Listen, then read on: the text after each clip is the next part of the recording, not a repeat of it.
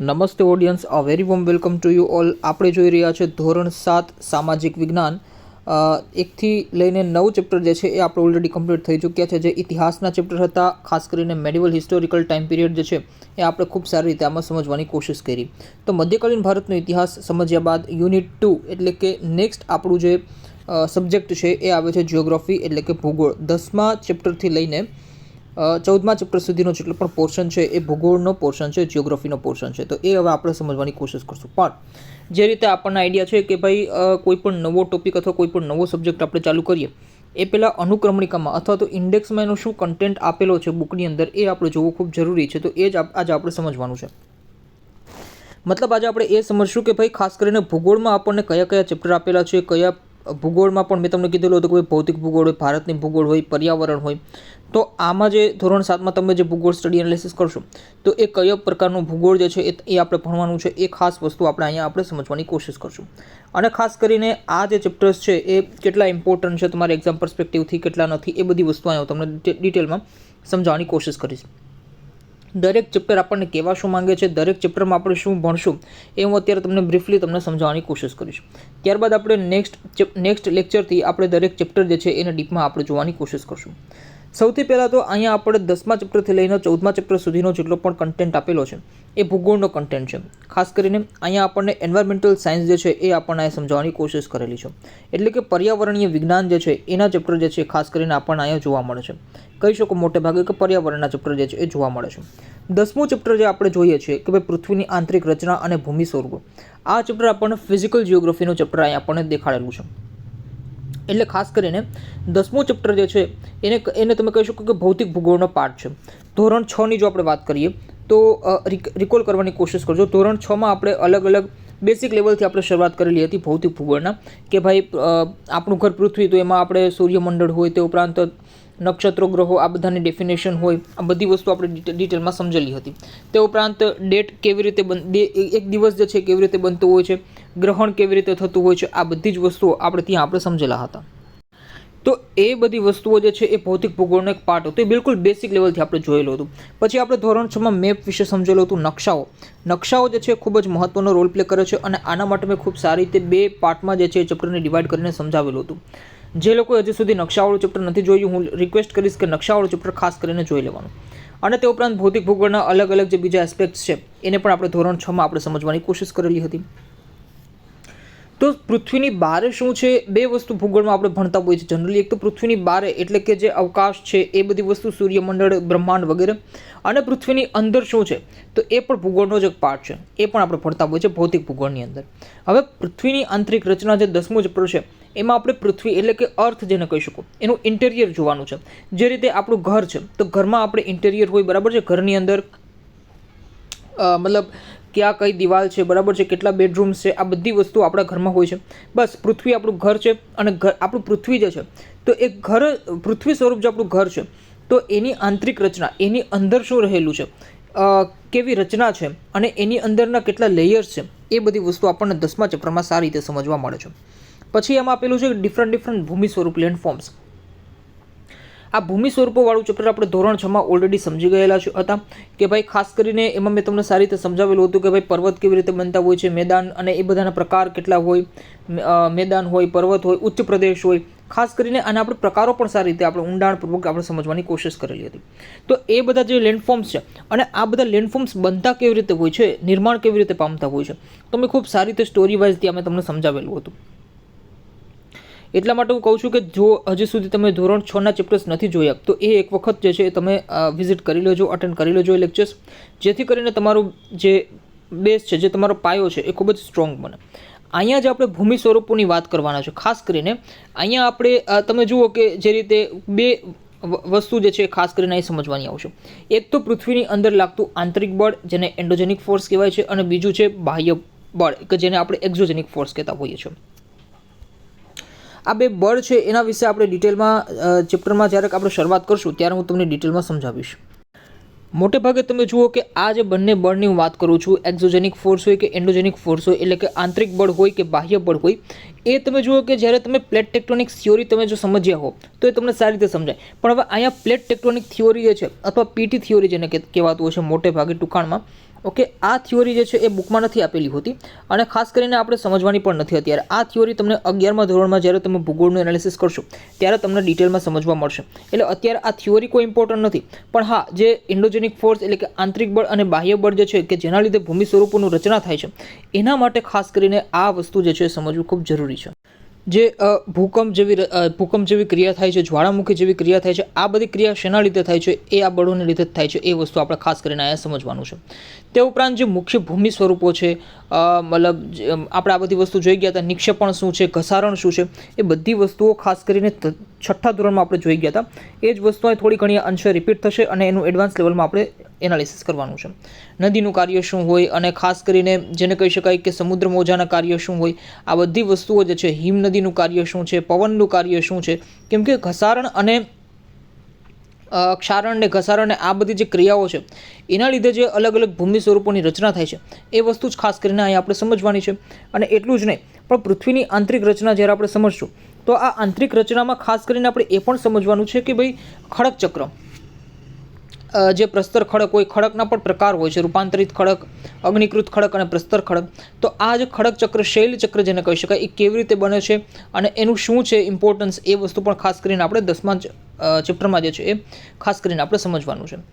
તો આટલી વસ્તુ આપણે ભૌતિક ભૂગોળની જે છે એ સમજ્યા બાદ હવે જે નેક્સ્ટ પાર્ટ આપણો આવશે એ આવશે પર્યાવરણનો પાર્ટ છે. 11મું ચેપ્ટર, 12મું ચેપ્ટર, 13મું અને 14મું ચેપ્ટર જે છે એ કમ્પ્લીટલી પર્યાવરણના ચેપ્ટર ઉપર ડિપેન્ડન્ટ છે.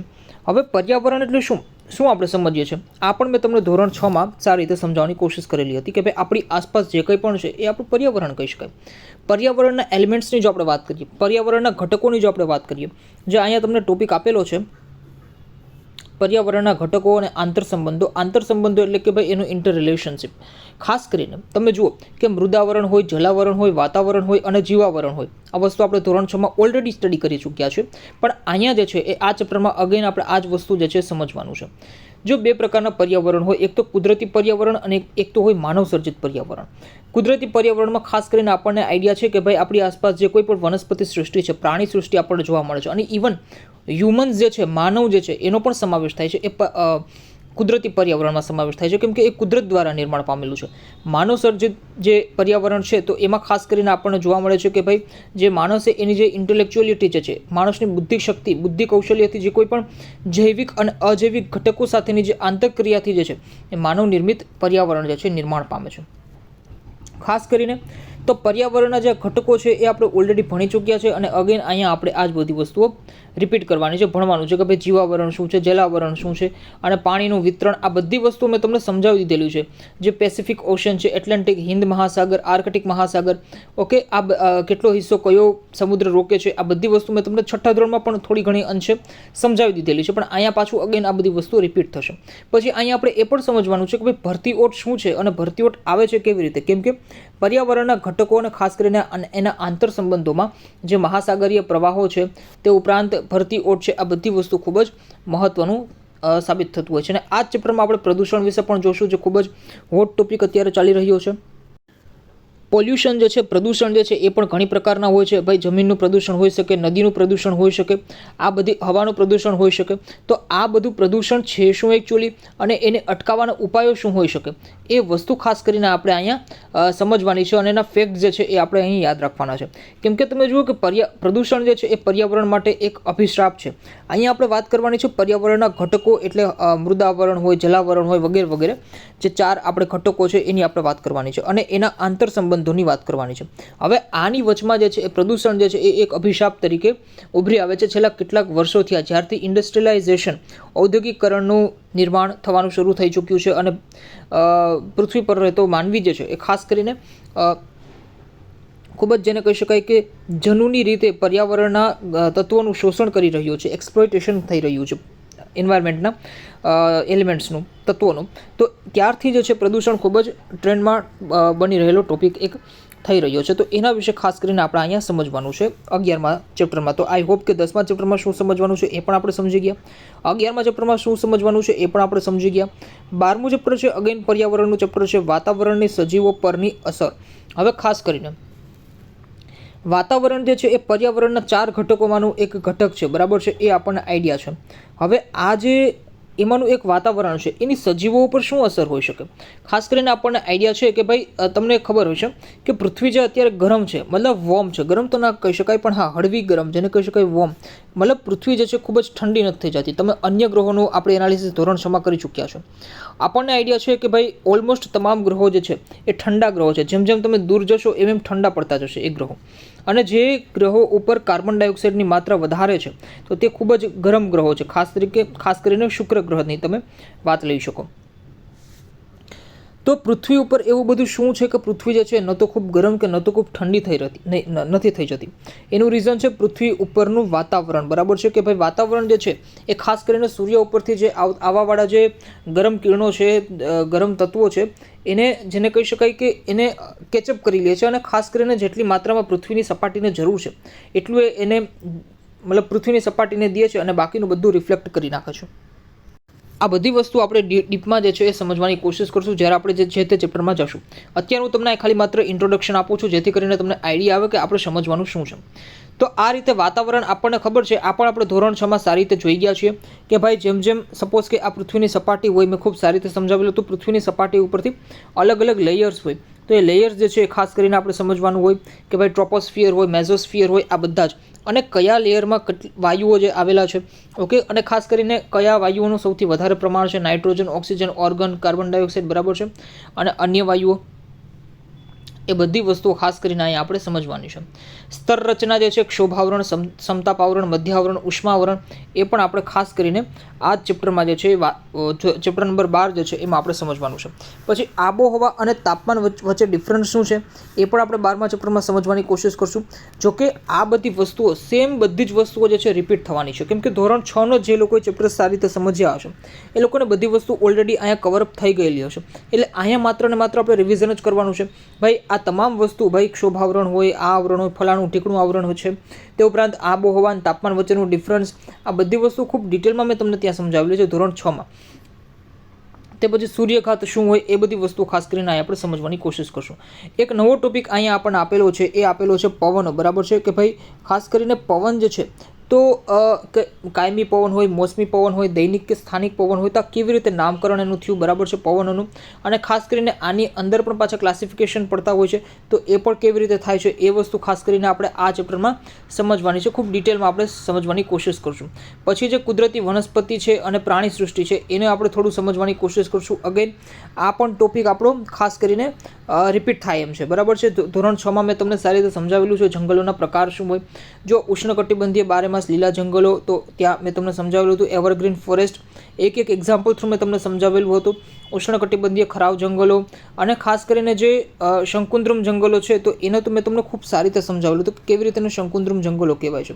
આ બધા જ પ્રકાર, જે 6 પ્રકારની વનસ્પતિઓ છે એ મેં તમને ધોરણ 6 માં, ઓકે, 6 પ્રકારની વનસ્પતિ ધોરણ 6 માં આપણે સારી રીતે સમજી ગયા છે. તો એ વસ્તુ ખાસ કરીને અહીંયા પાછી રિપીટ થવાની છે. પછી જે આપણે અહીંયા નવો એક ટોપિક ભણવાનો છે ઘાસના મેદાનો, કે ભાઈ ઉષ્ણકટિબંધીય ઘાસના મેદાનો અને સમશીતોષ્ણ ઘાસના મેદાનો. તો એ વસ્તુ શું છે એ વસ્તુ ખાસ કરીને અહીંયા આપણે નવી રીતે જોવાની કોશિશ કરશું. પછી જે તમને અહીંયા આપેલું છે 13મું ચેપ્ટર, તો એ છે આપણું જેને કહી શકાય કે ડિઝાસ્ટર મેનેજમેન્ટ. ખાસ કરીને જે લોકો હવે તો ગ્રેજ્યુએશનમાં પણ આ સબ્જેક્ટ જે છે એડ કરી દેવામાં આવેલો છે. તમે ઇવન બીટેક કરતા હો, બરાબર છે, કે અન્ય બીએસસી કરતા હો, બીકોમ કરતા હો, કોઈ પણ સબ્જેક્ટ, કોઈ પણ ડિસિપ્લિનમાં તમે હો, પણ ડિઝાસ્ટર મેનેજમેન્ટ જે છે એ ખૂબ જ જેને કહી શકાય ઇમ્પોર્ટન્ટ સબ્જેક્ટ, ઇમ્પોર્ટન્ટ જેને કહી શકાય કોર્સ થઈ રહ્યો છે હવે. કેમ કે અત્યારની સિચ્યુએશન, જે ક્લાઇમેટ ચેન્જ થઈ રહ્યું છે, પછી ગમે ત્યારે ભૂકંપ, હમણાં જ આપણે ટર્કીમાં જોયું કે ભાઈ કેવો ખતરનાક ભૂકંપ આવી ગયો, બરાબર છે. તે ઉપરાંત દુષ્કાળ પડતો હોય છે, જ્વાળામુખી, દાવાનળ, આ બધી પૂર, સુનામી, બરાબર છે. ઇવન જે વાવાઝોડું છે, બરાબર છે, સ્ટોર્મ જેને કહી શકાય, તો સ્ટોર્મના પણ ઘણા બધા પ્રકાર હોય છે, બરાબર છે. એક એનું ઘણું બધું એની અંદર પણ હોય છે. તો આ બધી વસ્તુઓ જે અત્યારે ક્લાઇમેટ ચેન્જ થવાથી અને જે અત્યારની સિચ્યુએશન છે એના લીધે ખાસ કરીને કુદરતી આપત્તિઓ એ ખૂબ જ ભયાનક રૂપ ધારણ કરી લીધું છે. તો આ બધી આપત્તિઓને ખાસ કરીને સમજવાનું છે અને સમજીને એના વ્યવસ્થાન, ખાલી સમજીને શું કરશો, એના માટે એનું મેનેજમેન્ટ તો હોવું જોઈએ ને. તો એના માટે, એના મેનેજમેન્ટ માટે પણ આ ચેપ્ટરમાં આપણને જેને કહી શકાય કે સૂક્ષ્મ લેવલ, માઇક્રો લેવલે આપણને અહીંયા બિલકુલ બેઝ આપણા ક્લિયર થઈ જશે.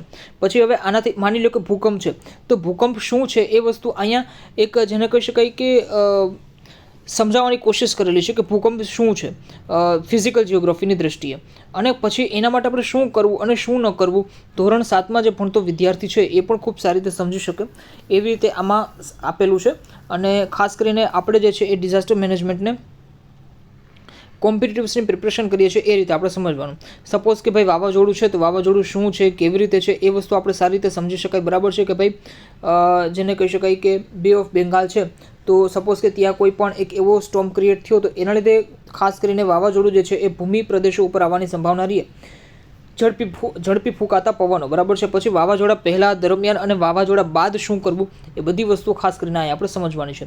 સુનામી પણ એવી જ એક વસ્તુ છે, અને સુનામી તો એટલા માટે પણ કેમ કે તમે જુઓ કે ભારતની જો આપણે વાત કરીએ તો જે મેઇન ભારતનો જે સદર્ન પોઈન્ટ છે એ ડૂબી ગયો છે. બરાબર છે. કયો પોઈન્ટ ડૂબી ગયો છે કમેન્ટ બોક્સમાં મને જણાવવા વિનંતી. ઓકે, જેથી કરીને મને આઈડિયા આવે કે તમને લોકોને કેટલું નોલેજ છે કેટલું નથી. સુનામીને લીધે ભારતનો દક્ષિણતમ પોઈન્ટ એ ડૂબી ગયો છે. બરાબર છે. કયા આઇલેન્ડમાં એ આવેલો છે અને કયો એનું નામ શું છે એ મને તમારે કોમેન્ટ બોક્સમાં જણાવવાનું છે. પૂર જેવી ઘટનાઓ જે છે ખાસ કરીને આવતી હોય છે. હવે આ પૂર જે છે એ ખૂબ જ મહત્ત્વનું જેને કહી શકાય કે સમજવા માટે ખૂબ જ મહત્ત્વની ઘટના છે. એનું રીઝન છે અત્યારે તમે જુઓ કે જે રીતે ઋતુ પરિવર્તન થઈ રહ્યું છે, જે રીતે વરસાદ પણ જે છે એનું રૌદ્ર સ્વરૂપ ધારણ કરે છે, ક્યાંક તમે જુઓ દુષ્કાળ પડે છે, ક્યાંક રૌદ્ર સ્વરૂપ ધારણ કરે છે. એના લીધે પૂર જે છે એની સ્થિતિ ઉત્તર ભારતના મેદાની વિસ્તારોમાં ખાસ કરીને જોવા મળે છે. તમે જુઓ કે ઉપર જે ગ્લેશિયર્સ જે છે પીગળી જાય છે, કેમ કે અત્યારે ગરમી જે છે એ ખૂબ જ ગરમીનો પારો જે છે ખૂબ જ વધી રહ્યો છે. તો ગરમી વધશે એટલે ગ્લેશિયર્સ જે છે જેને કહી શકાય કે જે બરફની ચટ્ટાનો જે છે આઈસ રોક્સ એ ધીમે ધીમે પીગળવા માંડે છે. હવે એ પીગળશે એટલે શું થશે તો કે ભાઈ પાણીનો જે જથ્થો છે એ ખૂબ જ વધી જશે. અને પાણીનો જથ્થો વધશે એટલે એનું રીઝન શું છે કે ભાઈ પૂર આવશે, મેદાની વિસ્તારોમાં પૂર આવશે. તો પૂર પહેલાં શું કરવું, દરમિયાન શું કરવું, પૂર બાદ શું કરવું, ક્યાંક દુષ્કાળ પડે છે. આ બધી આપત્તિઓની અસર. અને હવે તો ખાસ કરીને આપણને આઈડિયા છે 2020માં આ ટોપિક જે છે ખૂબ જ હોટ થઈ રહ્યો હતો, ટ્રેન્ડમાં ચાલી રહ્યો હતો કે ભાઈ જેને કહી શકાય કે બાયો ડિઝાસ્ટર, જે તીડ, તમે નામ સાંભળેલું હશે. બરાબર છે. તીડ. તો એ ટોપિક પણ અહીંયા આપણને એડ થયેલો જોવા મળે છે. તીડનો પ્રકોપ, એ વસ્તુ ખાસ કરીને અહીંયા આપણે સમજવાની છે. પછી જે આપણે ચેપ્ટર નંબર 14ની જો વાત કરીએ કે ભાઈ સંસાધનોનું જતન અને સંરક્ષણ, તો આ આપણને આઈડિયા છે કે ભાઈ સંસાધન, ગાંધીજીએ કીધેલું છે કે ભાઈ જે પૃથ્વી ઉપર જે સંસાધન છે એ ખૂબ જ ઓકે છે. બરાબર છે. બધાને થઈ રહે એટલા બધા એનો યુઝ કરી શકે એટલા છે. પણ માણસની લાલચ, માણસની જે ડિઝાયર્સ છે એને ફૂલફિલ કરી શકે એટલા સંસાધન, એટલા રિસોર્સિસ પૃથ્વી પાસે નથી. ગાંધીજીનું કથન હતું. ક્યારે તો કે આટલા એ જ્યારે જીવતા હતા એટલે માનીને ચાલો કે એ ઘણો બધો ટાઈમ પિરિયડ થઈ ગયો. બરાબર છે. 100 વર્ષ પહેલાંની વાત હોઈ શકે. તો એ ટાઈમ પિરિયડમાં પણ જો ગાંધીજી આવું કહી શકતા હોય તો અત્યારે તમે જોઈ શકો છો કે સંસાધન જે છે એનું કેટલું ક્ષરણ થાય છે. ક્ષરણ ઇન ધ સેન્સ કે સંસાધનોનું, રિસોર્સિસ જે છે એનું કેટલું એક્સપ્લોઇટેશન થાય છે.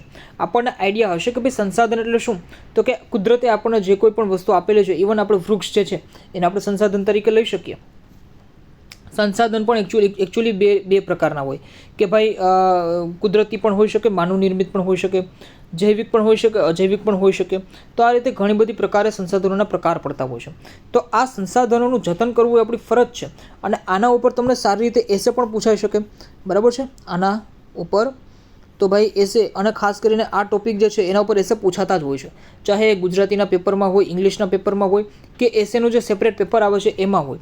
તો આના ઉપરથી એસેસ જે છે, નિબંધ જે છે એ પૂછાતા હોય છે. નિબંધ લેખનમાં પણ આ ટોપિક જે છે ખૂબ સારી રીતે કવરઅપ થઈ શકે એવો ટોપિક છે. તો સંસાધનોનું સંરક્ષણ, સંસાધન શું છે, હવે ભૂમિ સંસાધન શું હોય. બરાબર છે. ભૂમિ સંરક્ષણ, જળ સંસાધન, જળતંગી, આ બધી જ વસ્તુઓ જે છે ખાસ કરીને મિનરલ્સ જે છે એ બધી વસ્તુઓ ખાસ કરીને સંસાધન તરીકે આપણે જોઈ શકીએ છીએ. પછી આપણને જે આપણા વન્યજીવ દેખાય છે. બરાબર છે. સિંહ હોય, દીપડો હોય, એ પણ એક સંસાધન જ કહી શકો. તમે જુઓ કે સિંહની સંખ્યા જે છે ખૂબ જ ઘટી રહી છે. અને ઇવન આપણને આઈડિયા છે કે માત્ર ગીર જે છે, ગીર ફોરેસ્ટ જૂનાગઢમાં, ગુજરાતમાં, એશિયામાં માત્ર ને માત્ર ત્યાં જ સિંહ જોવા મળે છે. પછી બીજા બધા પ્રાણીઓની તો શું આપણે વાત કરી શકીએ કે ભાઈ લાલ પાડા હોય, ઘડિયાળ હોય, જળબિલાડી હોય, ઇવન ડોલ્ફિન્સ છે. ડોલ્ફિન્સ તો જેને કહી શકાય કે ગંગામાં ડોલ્ફિન્સ પહેલાં ખૂબ વધારે માત્રામાં હતી. અત્યારે માત્ર ને માત્ર ખૂબ થોડા સીમિત એરિયામાં જે છે ગંગાની ડોલ્ફિન્સ જે છે એ આપણને જોવા મળે છે. એના ઉપર વિવિધ પ્રોજેક્ટ પણ આપણે હાથ ધરેલા છે. પણ જેને કહી શકાય કે તબ પછતાએ ક્યાં જબ ચીડિયા ચૂગ ગઈ ખેત, કેમ કે હવે અત્યારે જેને કહી શકાય કે પ્રોજેક્ટ ઉપર પ્રોજેક્ટ આપણે લોન્ચ કરીએ છીએ, બટ એનો કોઈ મતલબ નથી. જ્યારે આપણે આ બધી વસ્તુને બચાવી નથી શકતા તો પ્રોજેક્ટ કરવાથી કોઈ મતલબ નથી રહેતો. વન્યજીવ સંરક્ષણ જે છે ખૂબ જ મહત્ત્વનું થઈ રહ્યું છે. તો આ બધી વસ્તુઓ ખાસ કરીને આપણે જોવાની છે અને લોકજીવન છેલ્લે આપણે જોઈ લઈશું. નાનકડો ટોપિક આપેલો છે આપણને. ત્યારબાદ જેને કહી શકાય કે આપણું ભૂગોળ જે છે એ અહીં આપણે કમ્પ્લીટ થશે અને 15મું ચેપ્ટર આપણને આઈડિયા છે કે સિવિક્સનું ચાલુ થઈ જશે અથવા જેને કહી શકાય પોલિટી એનું આપણને ચાલુ થઈ જશે. 15થી લઈને 19મો ચેપ્ટર જેને કહી શકાય લોકશાહીમાં સમાનતા, રાજ્ય સરકાર, આ બધી વસ્તુઓ હું ત્યારે તમને ઇન્ડેક્સ સમજાવીશ જ્યારે આપણે એ ચેપ્ટરમાં આપણે પહોંચી રહીશું. તો 10મા ચેપ્ટરથી લઈને 14મા ચેપ્ટર સુધીનું આખું મેં તમને સમજાવી દીધું કે આપણે શું સમજવાના છે, કેવી રીતે આની જેને કહી શકાય ટોપિક્સ આપેલા છે, આ બધી વસ્તુઓ ખાસ કરીને સમજી લીધી. ભૌતિક ભૂગોળના ચેપ્ટર, પર્યાવરણનું ચેપ્ટર, પર્યાવરણ અને પર્યાવરણ. આને એકચ્યુઅલી ડિઝાસ્ટર મેનેજમેન્ટ જે છે એ એક સેપરેટ જેને કહી શકાય હવે કોર્સ બની ગયો છે. તો એનું ચેપ્ટર અહીંયા આપણને આપેલું છે અને પછી આપણને રિસોર્સિસ અને એનું કન્ઝર્વેશન કેવી રીતે આપણે કરી શકીએ એ વસ્તુ અહીંયા આપણને સમજાવવાની 14મા ચેપ્ટરમાં કોશિશ કરેલી છે. તો 5 ચેપ્ટર્સ ભૂગોળના અહીંયા આપણને આપેલા છે. ધોરણ 6નું ભૂગોળ જે છે એના જે 5 ચેપ્ટર્સ છે અને અહીંયા આપણને 5 ચેપ્ટર્સ છે. આ વસ્તુ ખાસ કરીને જ્યારે ભેગી થશે પછી તમે જોઈ શકશો કે ભાઈ કેટલું તમારું જિયોગ્રાફીમાં તમારી પકડ જે છે એ મજબૂત બની ગઈ છે. લાગે માત્ર 5 ચેપ્ટર પણ ખૂબ જ જેને કહી શકાય સારી રીતે હું સમજાવવાની કોશિશ કરીશ અને ધોરણ 6માં મેં ખૂબ સારી રીતે સમજાવેલું છે. તો હું તમને હજી એક વખત રિક્વેસ્ટ કરું છું કે ખાસ કરીને ધોરણ 6ના લેક્ચર્સ જો નથી જોયા, ઇવન ઇતિહાસના હોય, ભૂગોળના હોય કે ભાઈ સિવિક્સના હોય, એ લેક્ચર્સ ખાસ કરીને તમારે જોઈ લેવાના છે. સ્ટેપ બાય સ્ટેપ સિક્વન્સમાં લેક્ચર્સ જે છે જોતા જજો, એટલે એકદમ જેને કહી શકાય કે આઈડિયા આવી જાય અને ગ્રીપ તમારી મજબૂત બની જાય, પકડ બની જાય તમારી કોઈ પણ સબ્જેક્ટને રિલેટેડ. અને પછી જે છે ખાસ કરીને તમે ઇઝીલી ક્વેશ્ચન જે છે એને ટેકલ પણ કરી શકશો, કેમ કે બેસિક વસ્તુ જે છે એ જ પકડવાની હોય છે કોમ્પિટિટિવ્સની એક્ઝામની પ્રિપરેશન માટે. ખૂબ ડિટેલમાં તમે જ્યારે વાંચો, માની લો કે ભાઈ જિયોગ્રાફી છે તો એના માટે માજીદ હુસેનની બુકને જે છે એ ઘણા લોકો પ્રિફર કરતા હોય છે. હું નથી કરતો પર્સનલી, કેમ કે મેં ખુદે વાંચેલી છે માજીદ હુસેનની બુક, કેમ કે આ બુક જે છે નો ડાઉટ ખૂબ સારી બુક છે, એમાં કોઈ બુકમાં કોઈ વાંધો નથી. પણ જેને કહી શકાય કે આ બુક યુપીએસસી ઓપ્શનલમાં જે લોકોએ ભૂગોળ રાખેલું હોય તો એ લોકો માટે વધારે બેટર છે. જિયોગ્રાફી ઓપ્શનલ બરાબર છે યુપીએસસીમાં. ગુજરાતની પ્રિપરેશન માટે ખાસ કરીને જીપીએસસી જેવી ડિવાઇસો જેવી ક્લાસની પ્રિપરેશન માટે હું નથી માનતો કે માજીદ હુસેન જે છે એ કોઈ બેટર વિકલ્પ હોઈ શકે, બરાબર છે. તો ડિવાઇસોમાં તો આપણને આઈડિયા છે કે ભાઈ 10 ક્વેશ્ચન્સ તમને પૂછાય છે અને એમાં 4 સબ્જેક્ટ તમારી પાસે હોય. માની લો કે જિયોગ્રાફી છે, હવે ગુજરાતની ભૂગોળના 2 ક્વેશ્ચન પૂછી લીધા, એક ક્વેશ્ચન માની લો ગુજરાતની ભૂગોળનો પૂછ્યો અને એક ક્વેશ્ચન ભારતની ભૂગોળનો પૂછ્યો. ભારતની ભૂગોળનો જે ક્વેશ્ચન પૂછ્યો એ માની લો કે તમારી માજીદ હુસેનમાંથી સોલ્વ નથી કરી શકતા, તો મતલબ શું છે આટલી મોટી બુકને વાંચવાનો. એટલે ખાસ કરીને અહીંયા બુકની ચર્ચા નથી કરવી, પણ આ તો એક વાત આવી એટલે હું તમને કહી દઉં છું કે જીસીઆરટીને સારી રીતે તમે કવર કરી લ્યો અને મારા લેક્ચર્સ જો તમે સારી રીતે જોશો તો હું એવું માનું છું, મને કોન્ફિડન્સ છે, ઓકે, મને કોન્ફિડન્સ છે એટલે હું તમને કોન્ફિડન્સ આપી શકું કે તમે સારી રીતે એને જેને કહી શકાય કે એનાલિસિસ કરી શકશો. તો આજ આપણે અહીંયા સુધી રાખીએ છીએ. તે ઉપરાંત પાછળના લેક્ચર્સની લિંક તમને ડિસ્ક્રિપ્શન બોક્સમાં મળી જશે અને તે ઉપરાંત ચેનલની વિઝિટ કરશો, પ્લેલિસ્ટ સેક્શનમાં તમે જશો એટલે ઇઝીલી તમને ત્યાંથી પણ જે છે એ મળી રહેશે. તો thank you so much for watching this lecture. Stay connected with me. મળીએ નેક્સ્ટ લેક્ચરમાં. Thank you.